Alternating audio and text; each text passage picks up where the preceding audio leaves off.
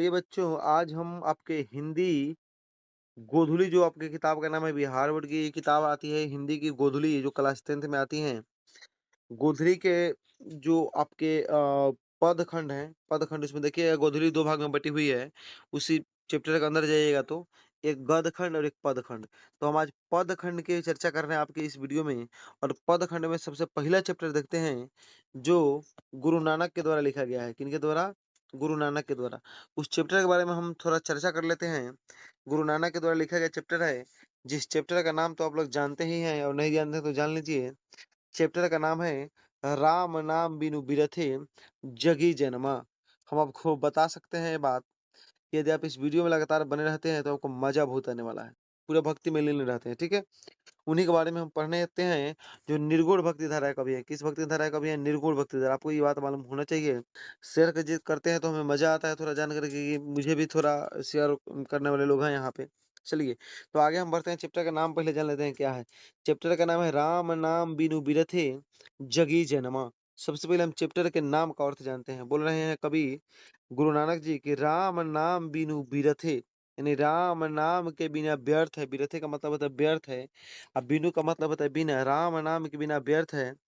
जगी, जगी का मतलब होता है जग, और जन्मा का मतलब होता है जन्म लेना। यानी राम नाम के बिना व्यर्थ है इस दुनिया में जन्म लेना।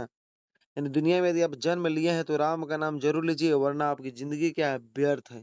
आप मतलब बिल्कुल पशु के समान है जो भगवान के नाम से बिल्कुल विमुख हो चुके हैं। इसलिए आपके कहते हैं लेखक साहब की, आपके कबीर जी कहते हैं कि, कवि जी बोल रहे हैं हमको, इसलिए आपके कवि जी बोलते हैं कि राम नाम बिनु बिरथ जगी जन्म, यानी राम नाम के बिना ये दुनिया क्या है? व्यर्थ है। और इस दुनिया में यदि आप जन्म लिए हैं तो राम का नाम का जाप करना चाहिए। हम आगे बढ़ते हैं और इसमें पूरे डिटेल में इनको पढ़ते हैं। ध्यान दीजिएगा क्या है यहाँ पे पहले लिखा हुआ है, देखिए क्या चीज। सबसे पहले हम पढ़ लेते हैं, अंडरलाइन करके आपको पढ़ाते हैं, ध्यान दीजिएगा। राम नाम बिनु बिरथ जगी जन्मा, यानी राम नाम के बिना व्यर्थ है इस दुनिया में क्या करना? जन्म लेना। यानी राम नाम के बिना क्या है? दुनिया में जन्म लेना व्यर्थ है। इसका मतलब देखिए क्या है। राम नाम बिनु, बिनु का मतलब होता है बिना, यानी राम नाम के बिना। बिरथे का मतलब होता है व्यर्थ। राम नाम के बिना व्यर्थ है। जगी का मतलब होता है संसार, और जन्मा का मतलब होता है जन्म लेना। यानी राम नाम के बिना व्यर्थ है इस दुनिया में क्या करना? जन्म लेना। राम नाम के बिना व्यर्थ है। अब अगला अंडरलाइन करते हैं, ध्यान दीजिएगा। यहाँ पे हो गया बीखू खावे बीखू बोले। देखिए ये जो भाषा थोड़ा होता है, उन लोगों की रचना की भाषा अलग होती है। और पुराने प्राचीन भक्ति युग में ऐसे ही लिखी जाती थी, जितने भी मतलब रचनाएं होती थी।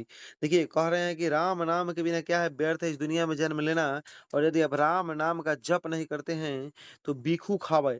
बीखू का मतलब होता है, बीखू का मतलब होता है, देखिए यहाँ पे बीखू खावे बीखू बोला है। बीखू का मतलब होता है विष। क्या होता है? विष।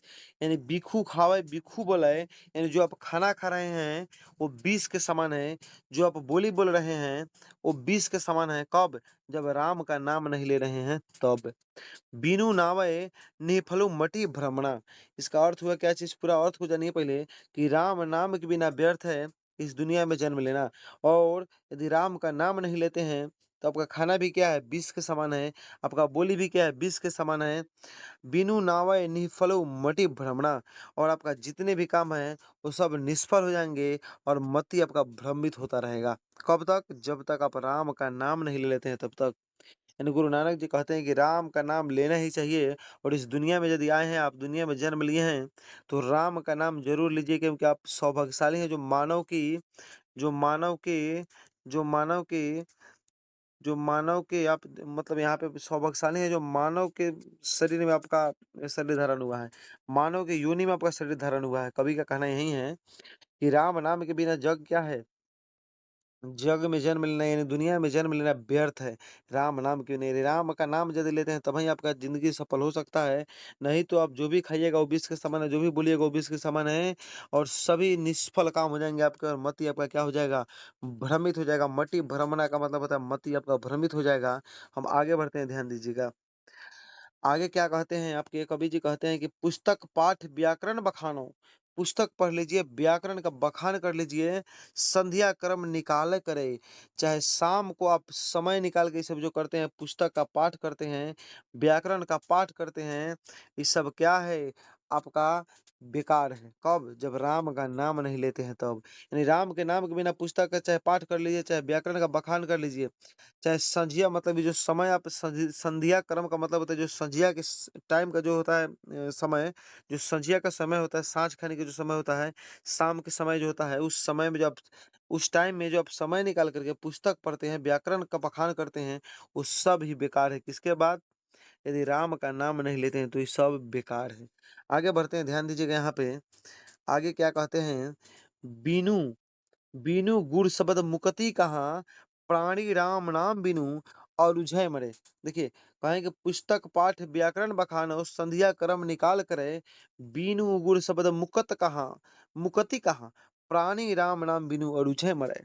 इसका मतलब हुआ कि पुस्तक पाठ व्याकरण का बखान चाहे आप संध्या कर्म निकाल के लिए कतनो कर लीजिए, बिना गुरु शब्द के मुकति कहाँ प्राणी। यानी हे प्राणी, बिना गुरु शब्द के, बिना राम नाम शब्द के मुक्ति नहीं मिलने वाली है इस सृष्टि में।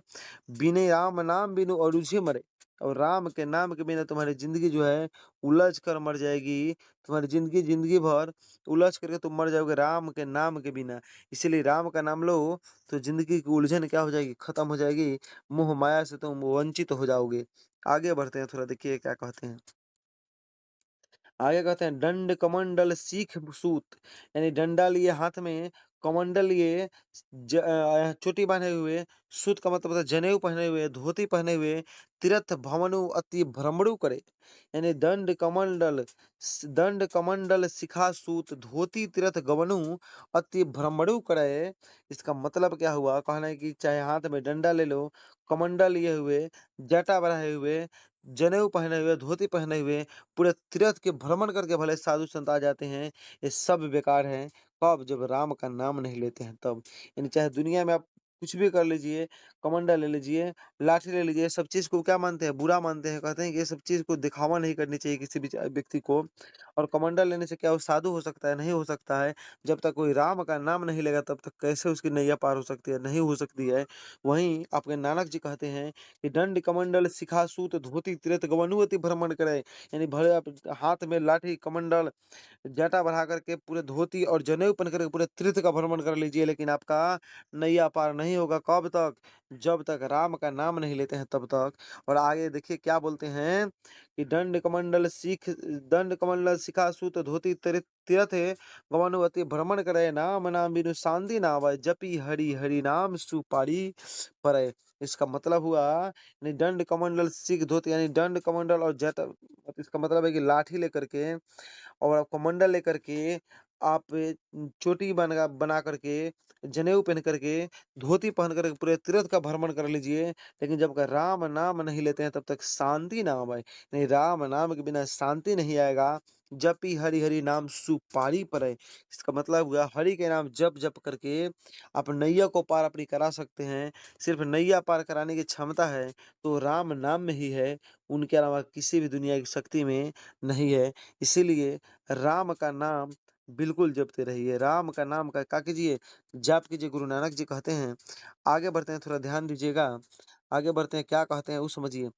कहते हैं कि जटा मुकुट तन भस्म लगाई, जटा बढ़ा लो, मुकुट पहन लो, भस्म लगाई, भस्म लगा लो पूरे तन का मतलब है शरीर में भस्म लगाई, वसन छोड़ी, तन नगन। कहते हैं कि इसमें गुरु नानक जी का कहना है, आपके देखिए क्या चीज कहते हैं कि चाहे आप कुछ भी कर लीजिए, जटा बना लीजिए, मुकुट पहन लीजिए, तन में भस्म लगा लीजिए, यानी शरीर में भस्म लगा लीजिए, वसन छोड़ी, यानी कपड़ा छोड़ दीजिए, वस्त्र छोड़ दीजिए। वस्त्र का मतलब यहाँ पे वसन दिया है। वस्त्र छोड़ दीजिए, तन नगन, तन को अपने नगन कर लीजिए, यानी नग्न कर लीजिए, बिना कपड़ा के घूमिए। जेते जिया जंत जल, यानी इसका मतलब है कि यदि आप चाहे कुछ भी दिखावा की जिंदगी में जीते हैं, यानी जटा बढ़ा लेते हैं, मुकुट पहन लेते हैं, तन में भस्म लगा लेते हैं, आप कहते हैं कि हम बहुत बड़का साधु संत हैं, तो आप गलत हैं। ये सब चीज़ का विरोध करते हैं गुरु नानक जी और कहते हैं कि नहीं, ये सब बिल्कुल गलत बात है। आपको करना ही है तो राम नाम की जप कीजिए। क्या कीजिए? राम नाम की जप कीजिए। दिखावा की जिंदगी जीना बेकार की जिंदगी है।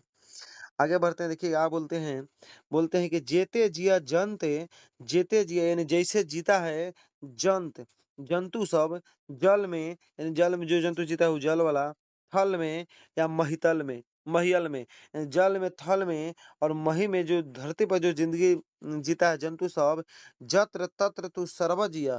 अरे वैसे तो सभी लोग अपना ज़िंदगी जी लेते हैं, लेकिन जब आप राम नाम के बिना ज़िंदगी जी रहे हैं, तो आप भी किसकी तरह ज़िंदगी जी रहे हैं? एक जीव-जंतु की तरह जी रहे हैं, जो जल में जी रहा है, उसी तरह का आप भी ज़िंदगी जी रहे हैं। इसीलिए यदि आप इंसान का शरीर का धारण किए हुए हैं, तो आप कम से कम राम का नाम ज़रूर ले लीजिए, आपका नैया पार हो जाएगा। क्या बोलते हैं कि जीते जिये जंत, यानी जिस प्रकार से जल में, थल में और पूरे मतलब धरती पर यहाँ-वहाँ सभी जगह देख लीजिए जीव-जंतु जी रहे हैं, सेम उसी प्रकार का आप हैं। कब तक? जब तक आप राम का नाम नहीं लेते हैं, तब तक। ठीक है? आगे बढ़िए क्या कहते हैं? आगे कहते हैं गुरु प्रसादी राखिले जन को हरिरस नानक झोली पिया। कहते हैं गुरु प्रसादी राखिले, गुरु का प्रसाद रख लिए जन, गुरु का प्रसाद रख करके जो व्यक्ति को हरिरस नामक झोली पिया। इसका मतलब हुआ कि गुरु के प्रसादी को जो व्यक्ति यानी गुरु के जो प्रसाद को ले लिया यानी राम नाम को जो जप लिया, वो हरिरस नानक झोली पिया। वो हरि रस, हरि रस का मतलब होता है भगवान के रस को किसने पिया है? गुरु नानक ने पिया है और गुरु के प्रसाद को क्या कर लिया है? राख लिया है उन्होंने और हरि के रस को क्या कर लिया है? पी लिया है। इसका मतलब कि राम की भक्ति में वो लीन हो चुके हैं और राम की भक्ति के सच्चा जो भक्त बने, वो गुरु नानक कवि ही बने हैं। वहीं बोलते हैं कि गुरु प्रसादी राख लिया यानी गुरु के प्रसाद को जो राख लिया, गुरु के नाम को जो ले लिया और वही वह गुण किसमें हो गया? वह गुण जो है हरि रस नानक झोली पिया, वह गुण जो है नानक के झोली में। आगे क्या कहते हैं अगला जो पद है उनकी अगला पद में क्या बोलते हैं कि जो नर दुख में दुख नहीं माने, यानी जो व्यक्ति दुख में दुख नहीं माने। आगे यहाँ पे आपको पूरा डिटेल में मिल जाएगा, देखिए ध्यान से। कहते हैं कि जो नर दुख में दुख नहीं माने, सुख स्नेह अरु भय नहीं जाके, कंचन माटी जाने। कहते हैं कि जो व्यक्ति दुख को दुख नहीं मानता है, सुख स्नेह सुखी में, खुशी में और उसके मतलब जिंदगी जो अय्यासी वाली जिंदगी है उसमें और वो भय नहीं जाकर उस सबसे उसको कोई डर नहीं लगता है। कंचन माटी जाना, जो सोना को भी माटी जानता है, उसी व्यक्ति वही व्यक्ति असली इंसान है। उनका कहना है कि जो व्यक्ति दुःख को दुःख नहीं मानता है, यानी सुख-दुःख में हमेशा व्यक्ति एक जैसा रहता है, वही व्यक्ति क्या है जो कंचन यानी सोना को भी जो माटी समझ लेता है, वही व्यक्ति भगवान को प्यारे है और वही व्यक्ति इस दुनिया में उसी व्यक्ति की ज़रूरत है।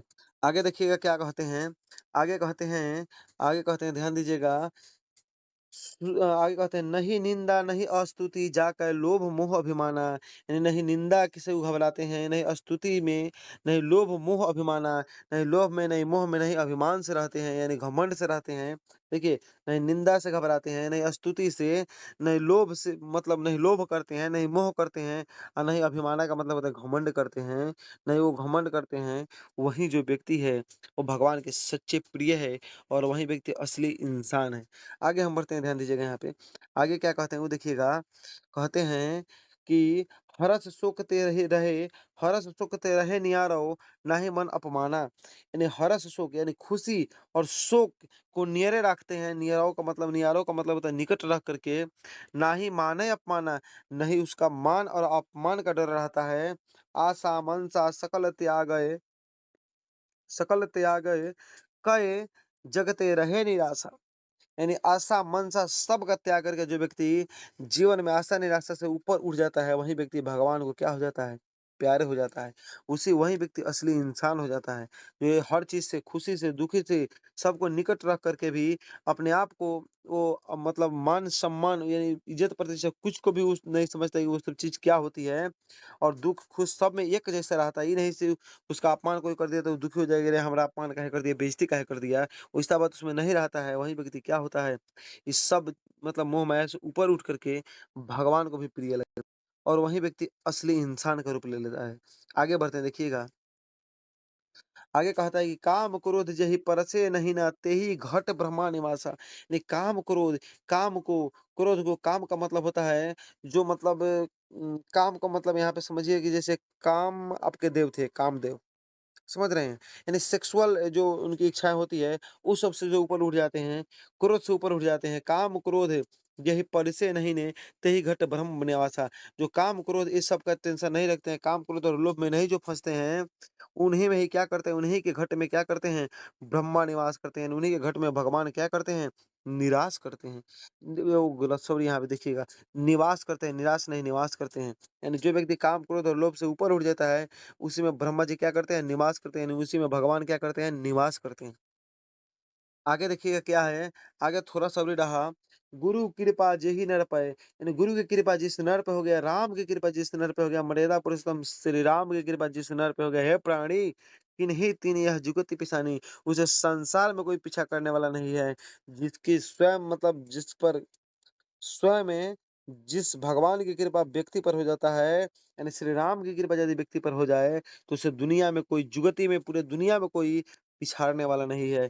नानक लीन भयो गोविंद सो जेव पानी संग पानी, नानक तो ऐसे लीन हो गए हैं गोविंद में यानी भगवान में, जैसे पानी में पानी मिल जाता है, वैसे नानक भी बिल्कुल मिल गए हैं किसके भक्ति में, श्री राम के भक्ति में। और वही कहते हैं कि भक्ति करना ही है तो मेरे जैसा करो, कि पानी में पानी मिल जाता है तो मालूम नहीं चलता है कि कौन-सा पानी मिलाया गया है। उसी प्रकार हम भक्ति में भगवान के भक्ति में लीन हो गए हैं और इनका कहना है कि गुरु का नाम लेते रहो और यानी कि राम का नाम क्या करो? लेते रहो। यदि मेरी वीडियो अच्छी लगी हो तो हमारे चैनल को सब्सक्राइब कीजिएगा और वीडियो को शेयर कर दीजिएगा और ऐसे में कमेंट करके बताइएगा आप कि कैसा लगा आपको वीडियो। और आगे के हम देखते रहेंगे पूरे चैप्टर को खत्म करने की कोशिश करेंगे और वीडियो को शेयर भी कर दीजिएगा फेसबुक, इंस्टाग्राम जहाँ भी आप लोग शेयर करना चाहते हैं वहाँ कर दीजिए। यूट्यूब पर अपने मित्रों के पास भेजिए, सब्सक्राइब करवा दीजिए। मिलते हैं आपसे अगले वीडियो में। तब तक के लिए जय हिंद, जय भारत, जय बिहार।